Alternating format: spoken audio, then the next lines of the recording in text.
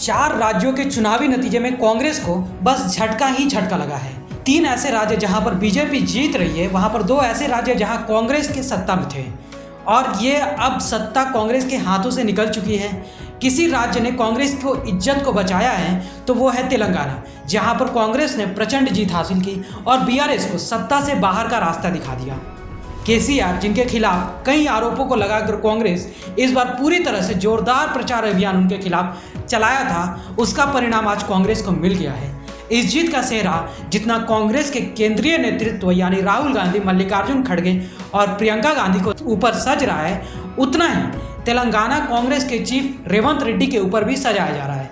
यदि अनुमान नतीजों में बदलते हैं तो कर्नाटक के बाद एक और दक्षिण राज्य में कांग्रेस की अपनी सत्ता वापसी होगी।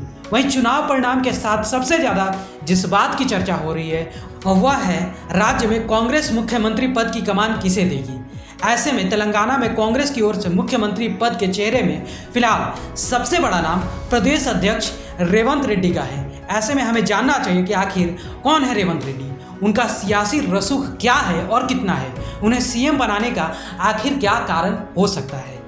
आपको जानकर आश्चर्य होगा कि तेलंगाना कांग्रेस के चीफ की राजनीति की शुरुआत आरएसएस के छात्र संगठन एबीवीपी से हुई थी, यानी अखिल भारतीय विद्यार्थी परिषद से हुई थी।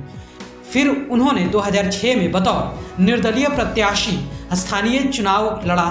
फिर मिडजिल मंडल से जिला परिषद क्षेत्रीय समिति के सदस्य चुने गए। इसके बाद 2007 में निर्दलीय ही आंध्र प्रदेश विधानसभा परिषद के सदस्य बने।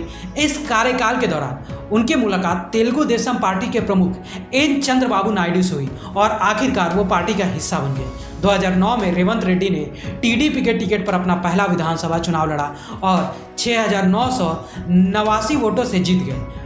कोंडंगल सीट से उतरे रेवंत कांग्रेस के 5 बार के विधायक गुरुनाथ रेड्डी को हराकर पहली बार विधायक बने। तेलंगाना गठन से पहले 2014 में हुए विधानसभा चुनाव में रेवंत एक बार फिर कोंडंगल सीट से टीडीपी के उम्मीदवार बने। एक बार फिर उन्होंने गुरुनाथ रेड्डी को हराया, जो इस बार टीआरएस के उम्मीदवार थे। 2014 के विधानसभा चुनाव में रेवंत 14,614 वोटों के अंतर से विजयी हुए। इसके बाद टीडीपी ने रेवंत को तेलंगाना विधानसभा में नेता सदन बनाया। हालांकि 25 अक्टूबर 2017 में टीडीपी ने रेवंत को इस पद से बर्खास्त कर दिया, जब पता चला कि वो कांग्रेस में शामिल हो सकते हैं। अंततः 31 अक्टूबर 2017 को रेवंत कांग्रेस के सदस्य बन गए।